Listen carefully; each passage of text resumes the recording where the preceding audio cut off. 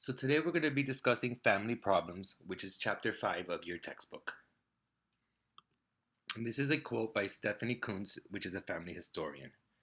We must recognize that there are healthy as well as unhealthy ways to be single or to be divorced, just as there are healthy and unhealthy ways to be married. The learning objectives for this week are to give examples of how family forms and norms vary around the world, to describe at least 5 trends, patterns, and/or variations in contemporary U.S. families and differentiate between the marital decline and the marital resiliency perspectives. Explain how structural functionalism, conflict theory, and symbolic interaction help us understand the family institution, divorce, and domestic violence and abuse. To discuss the social causes of divorce and its consequences for children and adults, to identify the different forms of abuse in relationships and describe the effects of violence and abuse on victims and the factors that contribute to domestic violence and abuse, to discuss strategies to strengthen families, including expanding the definition of family, workplace and economic supports, relationship literacy education, covenant marriage, divorce mediation, divorce education programs, and domestic violence and abuse prevention and policies. And finally, to list ways in which divorce and domestic violence impact society and identify what many family scholars say is the fundamental issue in solving family problems. So this is the chapter outline and the way the PowerPoint is going to be presented. So first we're going to talk about the global context, then we're going to talk about contemporary US families, we'll go on to sociological theories, then we'll move on to problems associated with divorce, then move on to domestic violence and abuse, then move on to strategies for action, and finally understanding family problems. So the global context, family forms and norms around the world. The U.S. Census Bureau defines family as a group of two or more people related by blood, marriage, or adoption. Sociology offers a broader definition of family. A family is a kinship system of all relatives living together or recognized as a social unit including adopted people. This definition is giving you a broader definition as it recognizes foster families, unmarried, same-sex and opposite-sex couples with or without children, and any relationships that function and feel like family. Take note of this definition, the sociological definition, because I'm sure I'm going to put it on the quiz. So, there are different forms of family, and here are two: monogamy and polygamy. In many countries, including the United States, the only legal form of marriage is monogamy, which is a marriage between two partners. A common variation of monogamy is serial monogamy, which is a succession of marriages in which a person has more than one spouse over a lifetime, but is legally married to only one person at a time. So an example of this would be somebody who's been married 3 or 4 times throughout their life, but while they're married, they do practice monogamy. Polygamy. Polygamy is a form of marriage in which one person may have 2 or more spouses, and it is practiced on all continents throughout the world. The most common form of polygamy is known as polygyny, which involves one husband having more than one wife. A less common form of polygamy is polyandry, and that is concurrent marriage of one woman to 2 or more men. In the United States, Congress outlawed polygamy in 1892. Thus, being married to more than one spouse is a crime referred to as bigamy. So I'm sure you guys maybe recognize this family. They had a reality show for quite some time. And this is Cody Brown along with his 4 wives. They challenged the Utah law banning cohabitation, claiming that it violated his right to privacy and religious freedom. And in 2013, a federal judge ruled in his favor.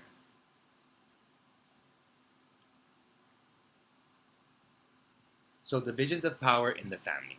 In many societies, male dominance is the larger society is reflected in the dominance of husbands over wives in the family.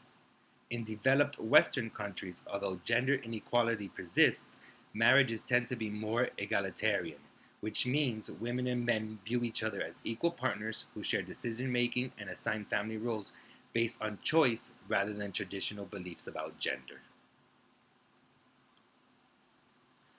So, social norms related to childbearing. In less developed societies where social expectations for women to have children are strong, women on average have 4 to 5 children in their lifetime and begin having them at an early age, with more than half of women getting married by the age of 18. Norms about childbirth out of wedlock also vary across the globe. In the United States, 4 in 10 births in 2014 were by unmarried women. Same-sex couples. Norms and policies concerning same-sex intimate relationships also vary around the world. In some countries, homosexuality is punishable by imprisonment or even death. In a handful of countries and in some U.S. states, same-sex couples are granted legal rights to marry. In 2015, the U.S. Supreme Court ruled by a 5-4 vote that same-sex couples have the constitutional right to be legally married in all 50 states. So, some of the significant changes in U.S. families and households that have occurred over the past several decades include the following: increased singlehood and older age at first marriage. Today, 1 in 5 U.S. adults have never been married. And the other form is increased heterosexual and same-sex cohabitation. The percentage of people who cohabited with their spouses before marriage more than doubled between 1980 and 2000, rising from 16% to 41%. So this is just basically showing that more people are living together before getting married since back when in 1980.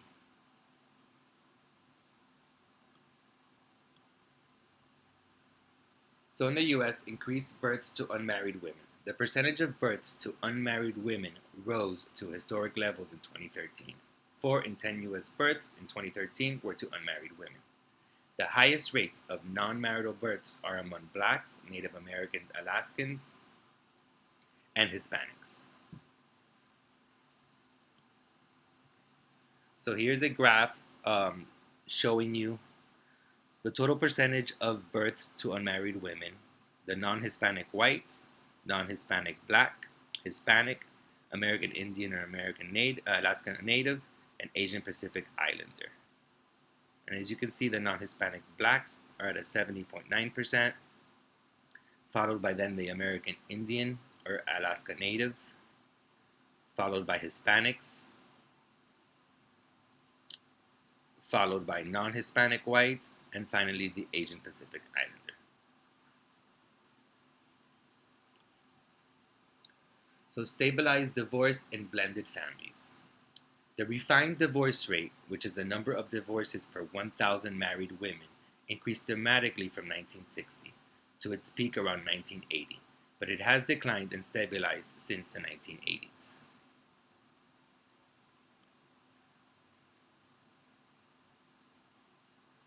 So this is basically a percentage of U.S. adults who have a stepchild, who have a living step-parent, who have a step or half sibling, or at least one step relative. And as you can see here, that 42% of U.S. adults have at least one step relative, which that indicates that people are getting divorced and remarried.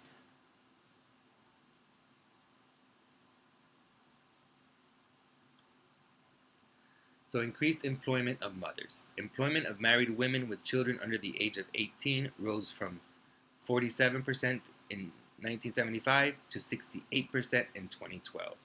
In the majority of married couple families with children under 18, both parents are employed. So again, here you can see that employment of married women have risen. Back in 1975, only 47% of married women actually worked and that had children under the age of 18. And today, almost 70% of married women with children under 18 are working. And as you can see here, the majority of the married couples and families with children under 18, both parents are employed. So a different family pattern and trend would be grandparents living with grandchildren. 1 in 10 U.S. children live with a grandparent. with one parent, two parents, or no parents living with them. Grandfamilies are families in which children reside with and are being raised by grandparents. These include multi-generational families where grandparents care for grandchildren so that the parents can go work or go to school.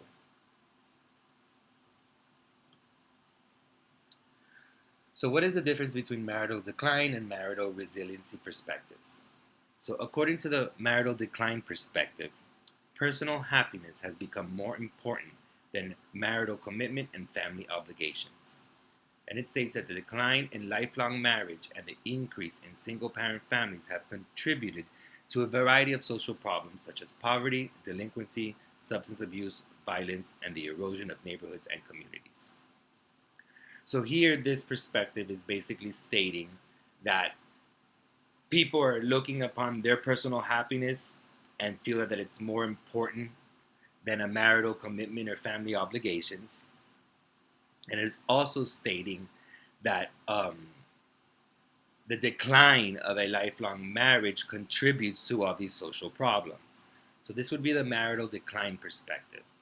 The marital resiliency perspective sees it differently. According to the marital resiliency perspective, poverty, unemployment, poorly funded schools, discrimination, and the lack of basic services such as health insurance and childcare represent more serious threats to the well-being of children and adults than does the decline in married two-parent families. And according to this perspective, many marriages in the past were troubled, but because divorce was not socially acceptable, these problematic marriages remained intact. So this perspective is just offering a different view of divorce and the marital decline. And it's stating that, back then people stayed in marriages because divorce was frowned upon. And, they stayed in these problematic marriages even though, it wasn't healthy for them. And it's also stating that, that being in a family for children, let's say of divorced parents, is not as bad as being in a family with two married parents when you're dealing with all these social problems that may be being caused by the marriage itself.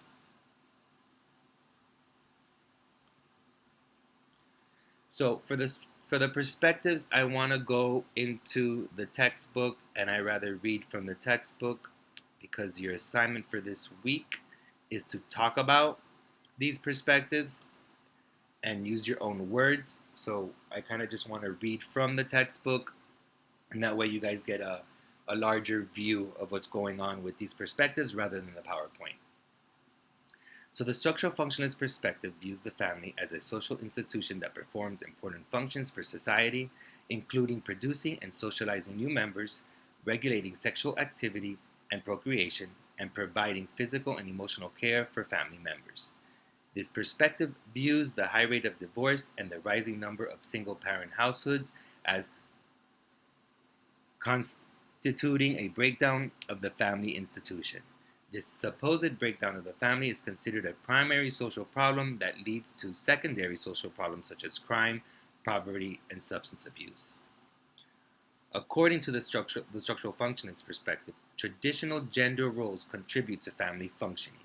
Women perform the expressive role of managing household tasks and provide emotional care and nurturing to family members, and men perform the instrumental role of earning income and making major family decisions. According to this view, families have been disrupted and weakened by the change in gender roles, particularly women's participation in the workforce, an assertion that has been criticized and refuted, but is still supported by some family value scholars and supporters who advocate a return to traditional family gender roles in the family. Structural functionalism also looks at how changes in other societies affect families. So, for example, research has found that changes in the economy, specifically falling wages among unskilled and semi-skilled men, contribute to both intimate partner abuse and the rise in female-headed single-parent households. So as you can see, this perspective kind of supports the gender roles, but as we learned in one of the slides, in the US, most families work and most families are egalitarian, which believe that, they share the household responsibilities and don't follow gender roles.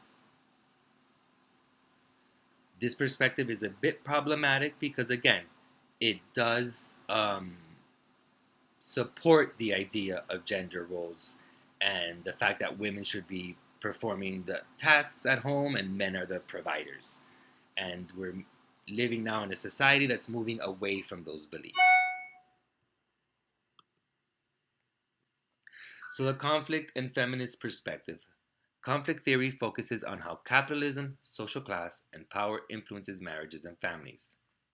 Feminist theory is concerned with how gender inequalities influence and are influenced by marriages and families. Feminists are critical of the traditional male domination of families, a system known as patriarchy, that is reflected in the traditions of wives taking their husband's last name and children taking their father's name. Patriarchy implies that wives and children are the property of husbands and fathers. Let's read this stats. What do you think? A U.S. poll found that nearly a third, 31% of people believe a woman should take her husband's last name after marriage. What do you think about this tradition of women taking their husband's last name? So that's something that you guys can think about and maybe we can discuss in class when we meet. Um, uh, but there are many stories that are coming out where women are not taking the names of their husbands, and we're seeing a more movement to that as well. So the overlap between conflict and feminist perspective is evident in views on how industrialism and capitalism have contributed to gender inequality. With the onset of factory production during industrialization, workers, mainly men, left the home to earn incomes and women stayed home to do unpaid childcare and domestic work. This arrangement resulted in families founded on what Friedrich Engels calls domestic slavery of the wife. Modern society, according to Engels, rests on gender based slavery, with women doing household labor for which they receive neither income nor status, whereas men leave the home to earn an income. Times have certainly changed since Engels made his observation, with most wives today leaving the home to earn incomes. However, wives employed full time still do the bulk of the unpaid domestic labor, and women are more likely than men to compromise their occupational achievement to take on childcare and other domestic responsibilities. The continuing unequal distribution of wealth that favors men contributes to inequalities in power and fosters economic dependence of wives on husbands. When wives do earn more money than their husbands, the divorce rate is also higher. The women can afford to leave abusive or inequitable relationships. Economic factors have also influenced norms concerning monogamy. In societies in which women and men are expected to be monogamous within marriage, there is a double standard that grants men considerably more tolerance for being non monogamous. Engels explained that monogamy arose from the concentration of wealth in the hands of a single individual, a man, and from that the need to bequeath this wealth to children of his own, which required that his wife be monogamous. The sole exclusive aims of monogamous marriage were to make the man supreme in the family and to propagate, as the future heirs of his wealth, children indisputably his own. So the feminist and conflict perspective on domestic violence suggests that unequal distribution of power among women and men and the historical view of women as the property of men contribute to wife battering. When wives violate or challenge the male head of household authority, the male may react by disciplining his wife or using anger and violence to reassert his position of power in the family. So here we see a figure, a graph, and it shows the percentage of women and men who agree that wife beating is acceptable if the wife argues with the husband. These are the different countries that were looked at. So Uganda, India, Ghana, Armenia, and Indonesia. And as you can see, both men and women in these countries kind of agree that a wife should be beat. And here we see that Uganda, 40% of women and 36% of men Here we see 30% of women and 26% of men. Here we see 21% of women and 11% of men. And let's skip this for a second. And here we see 7% of women and 5% of men. So this is just showing you how women are actually agreeing that a wife beating is acceptable if the wife argues with her husband. And more women in these countries agree with that. In Armenia, mostly it's the men, 22%, and 15% the women. So it just clearly shows how women as well believe this to be true. So this is the percent of women and men who agree that wife beating is acceptable if the wife refuses sex with the husband. Again, we look at the same four countries as up above, and the women agree. The majority of the women, 31%, 19% of men. And in Armenia, it's almost tied. So what this graph is showing is that out of these 5 countries, 4 of them, the women are actually agreeing that wife beating is acceptable if a wife refuses sex with her husband. So although modern gender relations within families and within society at large are more egalitarian than in the past, male domination persists, even if less obvious. Lloyd and Emery noted that one of the primary ways that power disguises itself in courtship and marriage is through the myth of equality between the sexes. The widespread discourse on marriage between equals serves as a cover for the presence of male domination in intimate relationships and allows couples to create an illusion of equality that masks the inequities in their relationships. Conflict theorists emphasize that powerful and wealthy segments of society largely shape social programs and policies that affect families. The interests of corporations and businesses are often in conflict with the needs of families. Corporations and businesses strenuously fought the passage of the 1993 Family and Medical Leave Act, which gives people employed full-time for at least 12 months in companies with at least 50 employees up to 12 weeks of unpaid time off for parenting leave, illness or death of a family member, and elder care. Governments, which corporate interests largely influence through lobbying and political financial contributions, often enacts policies and laws that serve the interest of for-profit corporations rather than families. So let's go back to that sentence. Corporations and businesses strenuously fought the passage of 1993 Family and Medical Leave Act, which gives people employed full-time for at least 12 months in companies with at least 50 employees up to 12 weeks of unpaid leave for parenting leave, illness or death of a family member, and elder care. So this basically is stating that if you worked for a company that had 49 employees or less and you worked there for a year, you would not get your 12 weeks unpaid leave. So, for example, a woman that is pregnant and needs to leave for maternity leave, she's not guaranteed paid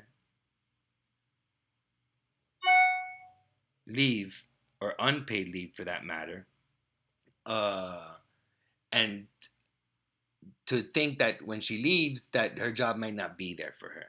So this requires companies that have at least 50 employees, and again, it's unpaid time off for parenting leave or illness or death of a family member or elder care. Again, keyword is unpaid. In many other countries, such as Canada, they offer paid time off for women and men. So if a man wants to, his wife is having a baby, and a man wants to have his weeks off of work, he'll get paid, and for that time, so he can be with his child, and that's called paternity leave instead of maternity leave.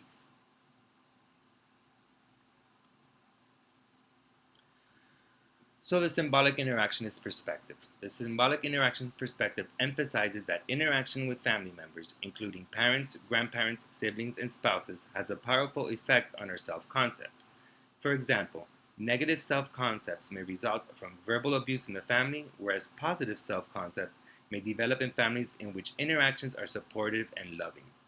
The importance of social interaction in children's development self-concept suggests a compelling reason for society to accept rather than stigmatize non-traditional family forms.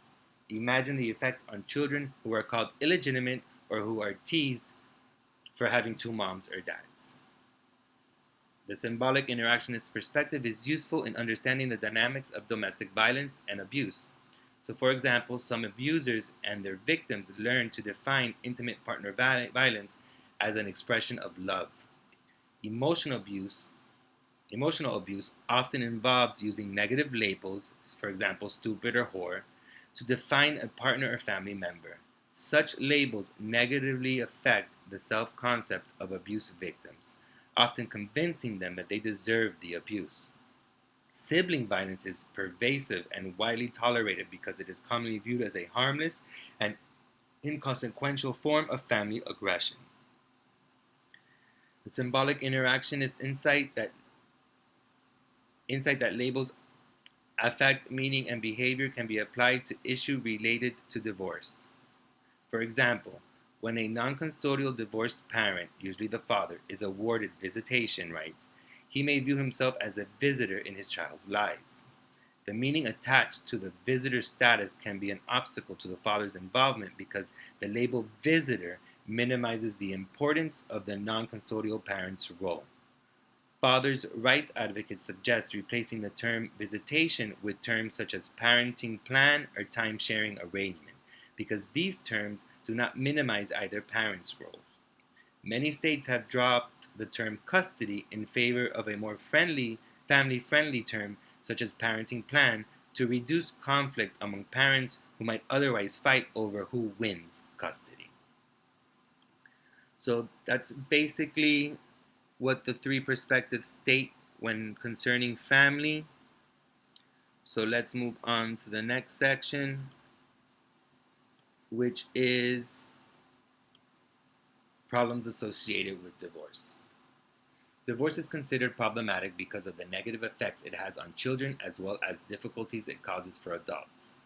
However, in some societies, legal and social barriers to divorce are considered problematic because such barriers limit the options of spouses in unhappy and abusive marriages. So, understanding the high rate of divorce in the US, society requires awareness of how the following social and cultural factors contribute to marital breakup. So, these are basically the cultural factors that contribute to marital breakup. There's the changing function of marriage, increased economic autonomy for women, increased work demands and economic stress, inequality in marital division of labor, liberalized divorce laws, increased individualism, weak social ties, and increased life expectancy. So this is just basically the same list, the social causes for divorce. So here we see the changing function of marriage. So that would be like the social functionalist perspective, where it states how, women and the gender roles and who should go to work and who should stay home. And this is basically the social causes of divorce, is saying that how we've changed the function, so that has led to divorce. So increased economic autonomy for women, more women are working, more women are making money. So this is also something that has been linked to divorce as well. So increased work demands and economic stress, that's kind of self-explanatory. The inequality in marital division of labor. So this is kind of what the conflict theory and the feminist theory is talking about, that the labor between marriages are unequal in many marriages, so that may lead to divorce. So liberalized divorce laws, that's basically self-explanatory as well. Increased individualism, weak social ties, and increased life expectancy. So the increased life expectancy is basically saying that people are living longer, so they're being married longer. They're basically, you hear people married 30, 40, 50 years nowadays. And believe it or not, there are people that are getting divorced after being married for so long, because they've lived so long, they've been married so long, they've realized maybe that they're unhappy in their marriage, so that has led to divorce.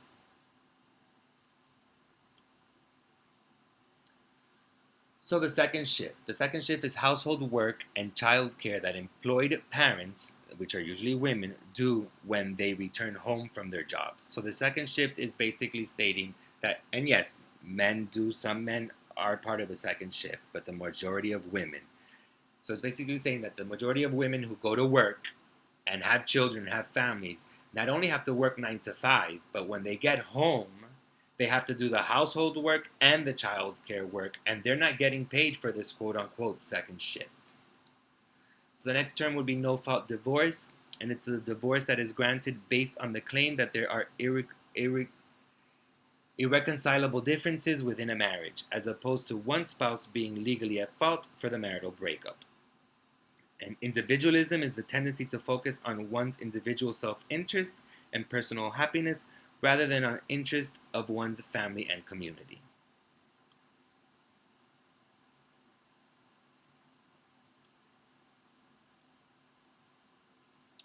So problems associated with divorce or consequences of divorce. So these are the different consequences of divorce.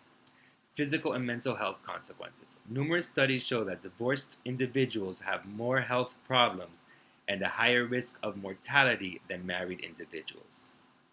It also states that divorced individuals also experience lower levels of psychological well-being, including more unhappiness, depression, anxiety, and poorer self-concepts.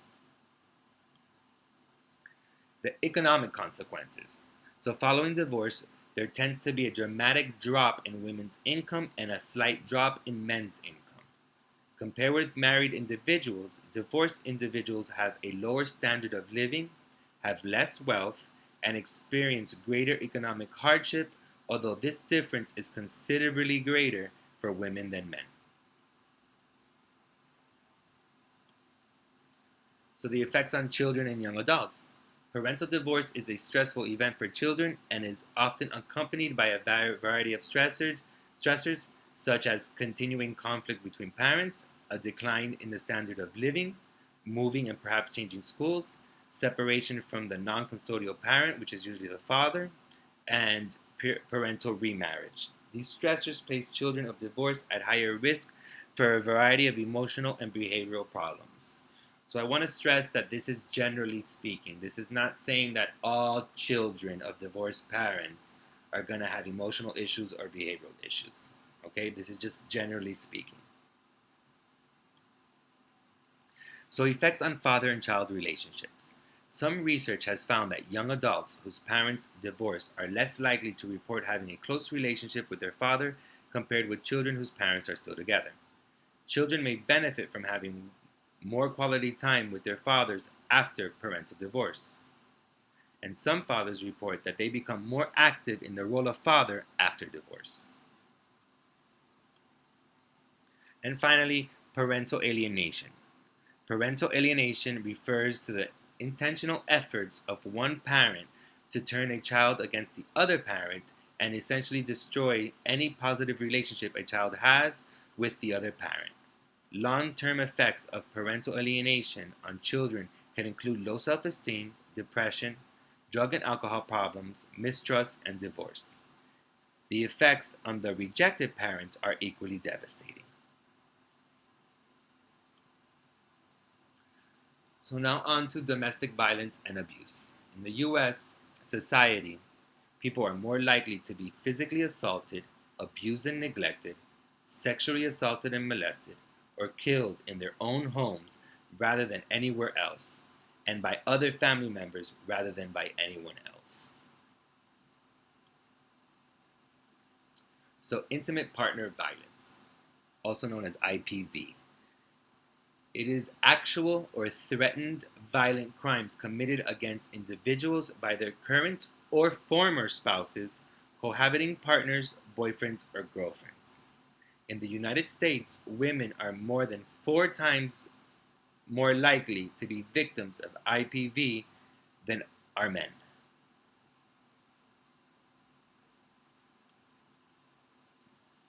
Johnson and Ferrero in 2003 identified the following 4 patterns of partner violence. They are common couple violence, intimate terrorism, violent resistance, and mutual violent control. In your textbook, it gives a bit more of a detailed explanation of what these are, so make sure that you read them because I'm sure that this is going to be a question in the midterm. So, three types of male perpetrators of intimate partner violence. Researchers have identified three types of male abusers. There's the psychopathic abuser, the hostile controlling abuser, and the borderline dependent abuser. Again, the textbook gives more detailed on these three types of abusers. Make sure that you go into your textbook and read about it because I'm sure that it will be in the midterm as well. So, why do some adults stay in abusive relationships? Adult victims of abuse are commonly blamed for tolerating abusive relationships and for not leaving the relationship as soon as the abuse begins. Multiple compelling reasons to stay are, for example, economic dependency, emotional attachment, commitment to the relationship, hope that things will get better, the view that violence is legitimized because they deserved it, guilt, and fear. So these are just examples of why some people will stay in abusive relationships. We live in a society that tends to blame the women. Well, I mean, this is we'll hear them say stuff like, well, this is not the first time he or she was beat or she was beat, and, she continues to go back. And it could be for any one of these reasons or even other reasons that are here on this PowerPoint. A major reason that abused women stay in abusive relationships is economic dependency. Yet, in a national study of abused women, researchers found that among women of color, those with higher socioeconomic status were more likely to stay in abusive relationships than those with lower socioeconomic status. How might this unexpected finding be explained? So, this is something that you guys can think about and probably discuss when we meet in our class. But why would somebody, specifically women of color and those with higher socioeconomic status, why are they more likely to stay in abusive relationships than those with lower socioeconomic status? So the cycle of abuse. The cycle of abuse is a pattern of abuse in which a violent or abusive episode is followed by a make-up period when the abuser expresses sorrow and asks for forgiveness, and for one more chance before another instance of abuse occurs. So I'm sure we've seen this played out on TV and in movies, and I'm sure you guys have heard about it. So the cycle of abuse, for example, would be like if a man beats up his wife, and sometimes immediately after, not even a day after, sometimes it's even immediately after the cycle begins with, maybe the male crying, the husband crying and apologizing and please forgive me. And then for the next few days, they have like this honeymoon period of their marriage where everything now is back to normal and they're happy and everything's going fine until something happens, and the abuse occurs again. And then next thing you know, the apologies again start, and the honeymoon period starts again, and then something happens, and then the abuse begins again. So that is what the cycle of abuse is talking about. So child abuse is the physical or mental injury, sexual abuse, negligent treatment, or maltreatment of a child younger than the age of 18 by a person who is responsible for the child's welfare. Neglect is a form of abuse involving the failure to provide adequate attention, supervision, nutrition, hygiene, healthcare, and a safe and clean living environment for a minor child or a dependent elderly individual. And neglect is the highest percentage of a form. When you look at all these different forms of child abuse, neglect has the most percentage wise, meaning that neglect happens more, is the more common form of child abuse in the United States. So effects of child abuse. There's of course physical injuries sustained by child abuse, which causes pain, disfigurement, scarring, physical disability, or even death. In 2013, an estimated 1,520 U.S. children died of abuse or neglect. Head injury is the leading cause of death in abused children. So, shaken baby syndrome. Shaken baby syndrome is whereby a caregiver shakes a baby to the point of causing the child to experience brain or retinal hemorrhage. Most often occurs in response to a baby, typically younger than 6 months, who will not stop crying. Continuing the effects of child abuse. Adults who were abused as children have an increased risk of a number of problems, including depression, smoking, alcohol and drug abuse, eating disorders, obesity, high risk sexual behavior, and suicide. Sexual abuse of young girls is associated with decreased self esteem, increased levels of depression, running away from home, and alcohol and drug use. Review of the research suggests that sexual abuse of boys produces many of the same reactions that sexually abused girls experience, including depression, sexual dysfunction, anger, self-blame, suicidal feelings, guilt, and flashbacks. So, elder abuse. Elder abuse includes physical abuse, sexual abuse, psychological abuse, financial abuse, such as improper use of the elder person's financial resources, and neglect. 2 out of every 3 cases of elder abuse reported to state adult protective services involve women. The most likely perpetrators are adult children.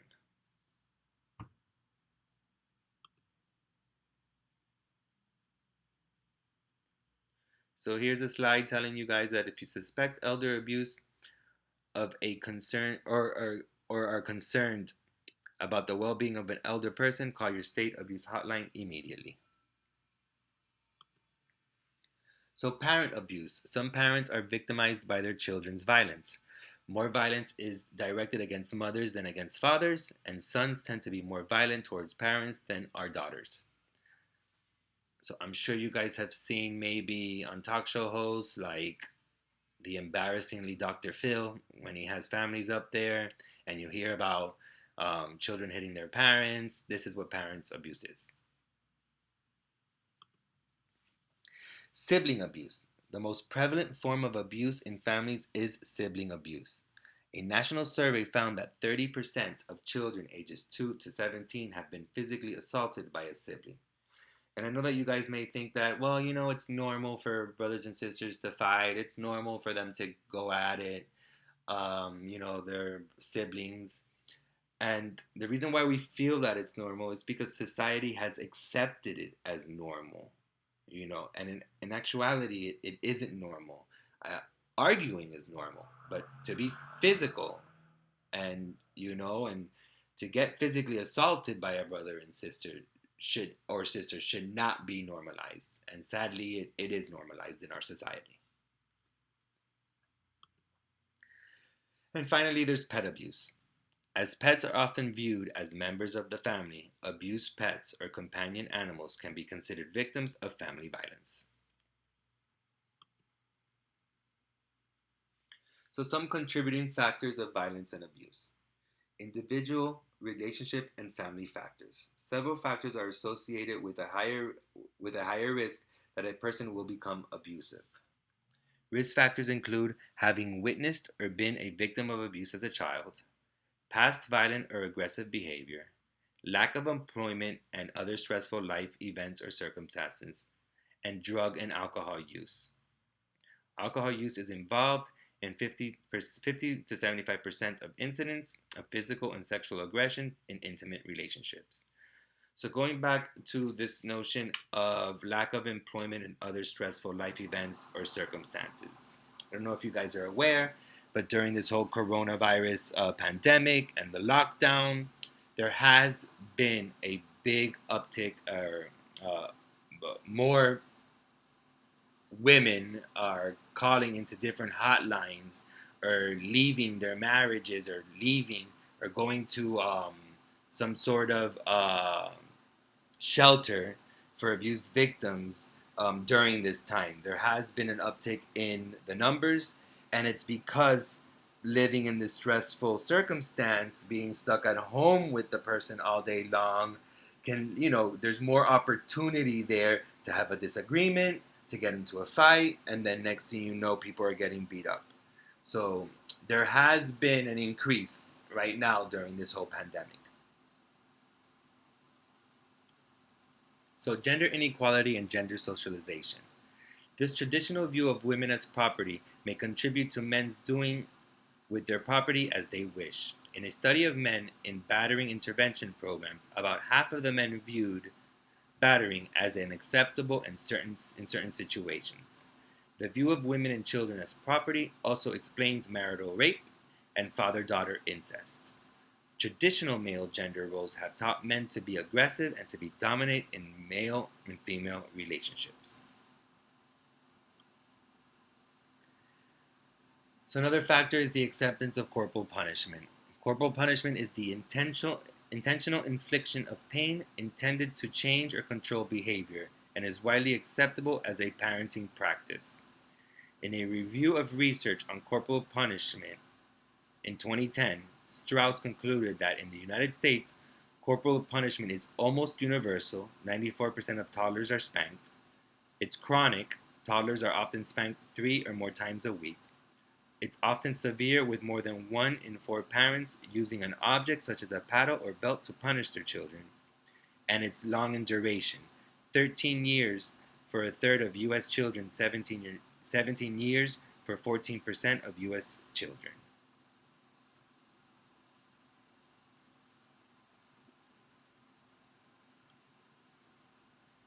So here's a graph on corporal punishment, and it says here the percentage of U.S. adults who agree that a child sometimes needs a good hard spanking. And as you can see, in 1986, men and women both, the 80% believed that. But now in 2012, 8 years ago, it did decline. And I would imagine now in 2020, the numbers have declined as well. So strategies for action. One strategy is expanding the definition of family. Some states, cities, counties, and employers allow unmarried partners, whether they're same-sex or heterosexual partners, to apply for a domestic partnership designation, which grants them some legal entitlements, such as health insurance benefits and inheritance rights that have traditionally been reserved for married couples only. So relationship literacy education and the Healthy Marriage Initiative. Relationship literacy education includes voluntary, community-based programs that teach youth, young adults, cohabiting couples, and engaged and married couples the skills and values to form and maintain healthy relationships.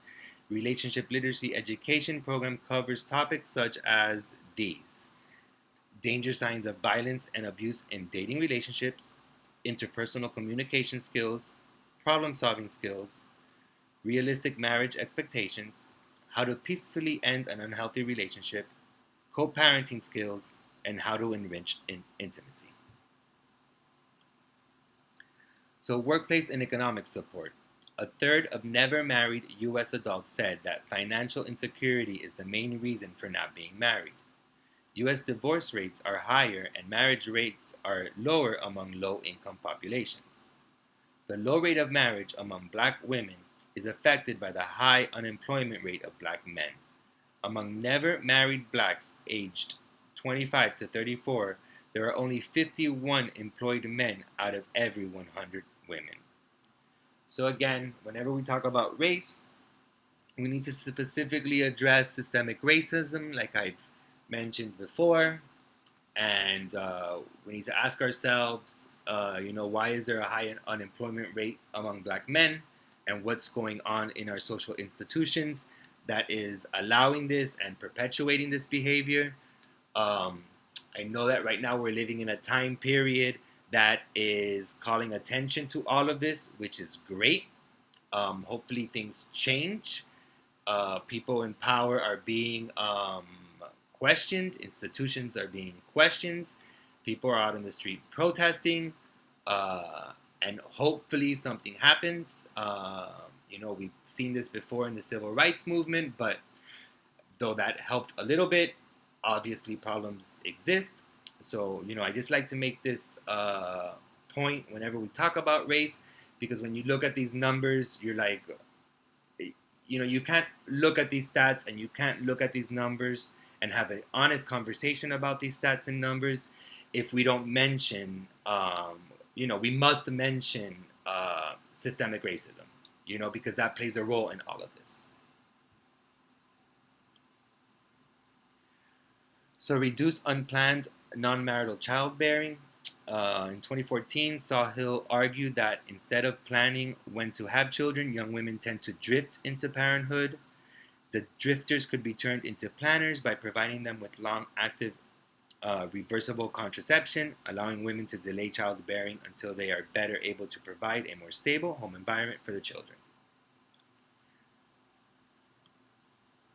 Another strategy is covenant marriage. In 1996, Louisiana became the first state to offer a covenant marriage, which permits divorce only under a condition of fault, which is examples are abuse, adultery, or felony conviction, or after a 2-year separation. Research has found that covenant marriages are less likely to end in divorce, but marital satisfaction is only slightly increased, and only for husbands, due to the requirement for premarital counseling. Another strategy to strengthen families during and after divorce are divorce education programs and divorce mediation.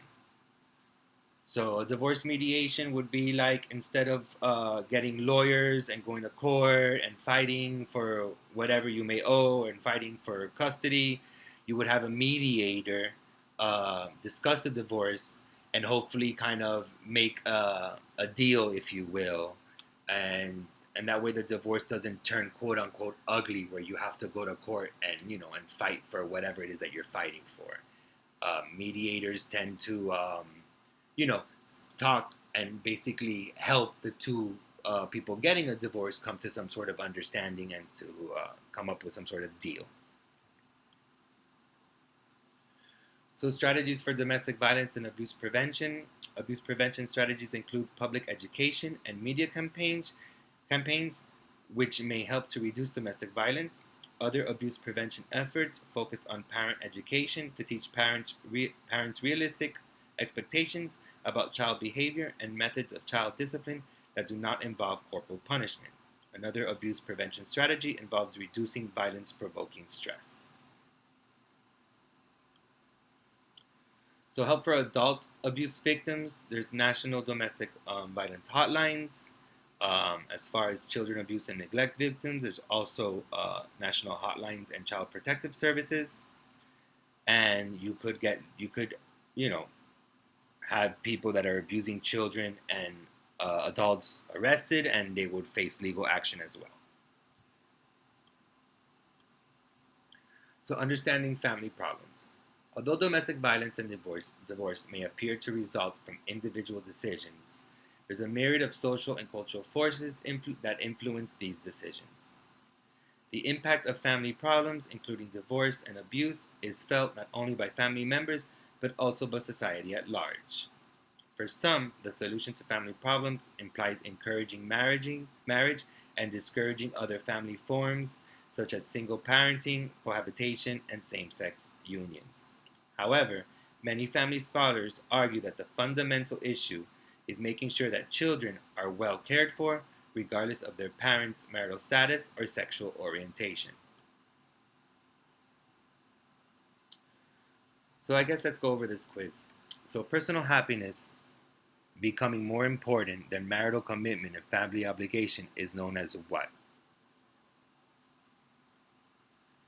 So we know that it's not a plural marriage, and we know that it's not a covenant marriage. It's obviously one of these two: marital decline perspective and marital resiliency perspective. So if we go back and think about which perspective, what they said, and what this is saying, personal happiness becoming more important than marital commitment and family obligation is known as, so the answer would be C, marital decline. Because if we remember correctly, marital decline, here it is, spoke about how it viewed marriage as people, putting economy first, putting their happiness first, putting their life first, other than their family first. The resiliency perspective saw it the complete opposite way. The next question. According to the structural functionalist perspective, what is the cause of the high rate of divorce? So increased marital infidelity, rapid social change, government policies, and increased expectations. So let's see. Rapid social change. So remember that the structural functionalist perspective looks at the structures of society. So it talks about how social change within society is causing a high rate in divorce. Which sociological perspective points to the change in societal definitions of divorce as a reason for the increase of divorce? So we know it's not exchange theory because we didn't even talk about exchange theory. So it's A, B, or C. So we know it's not the structural functionalism because that doesn't deal with the definitions of divorce or how we characterize divorce. So it's either symbolic interactionism or conflict theory. What do you guys think it is? It is A, symbolic interactionism. Points to the change in societal definitions of divorce as a reason for the increase in divorce. So remember, that the symbolic interactionism looks at the way we label things. So the fact that we're talking about the definitions of divorce, the societal definitions of divorce, is the same thing as saying the way society labels divorce or the way society looks at divorce. Okay, so just I'm trying to give you ideas how you can connect the examples. So according to the conflict theorist, what contributes to domestic violence? Increased emotional expectation, the second shift, the system of patriarchy, or rapid social change. So we know it's not D because that was the answer for structural functionalism. So it's either A, B, or C. And when we talk about the conflict theory, it always looks at the power structures within society, and it also looks at gender. So there's an answer there that kind of is talking about gender. And the answer is C, the systems of patriarchy. If you remember, it looks at the system as patriarchy, how men and the way society views that men have the ownership of their wives and their children, and the way that wives take the name of the husband when they get married. So just remember that the conflict theory always looks at the power structure, it looks at gender, it looks, the power between genders, between races, between ethnicities, and such as that. And finally, the last question. The adoption of no-fault divorce laws, falling wages, and other changes in social institutions contribute to family problems according to who? Or which theory? The structural functionalist, the exchange theorist, the conflict theorist, or symbolic interactionists? So the adoption of no-fault divorce laws, falling wages, and other changes in social institutions contribute to family problems according to the structural functionalism. And again, social institutions. Whenever you see social institutions and how they work, and how the adoption of no-fault divorce laws, so it's looking at the way the legal institution has adopted these laws, falling wages, it looks at the institution of employment and economy. So that's kind of hinting to you guys that it would be the structural functionalist perspective. So we've finished this PowerPoint for this week. Make sure that you take the quiz now and submit it by 11:59 p.m. tonight. That way you guys get a grade for your quiz. And we'll talk next week.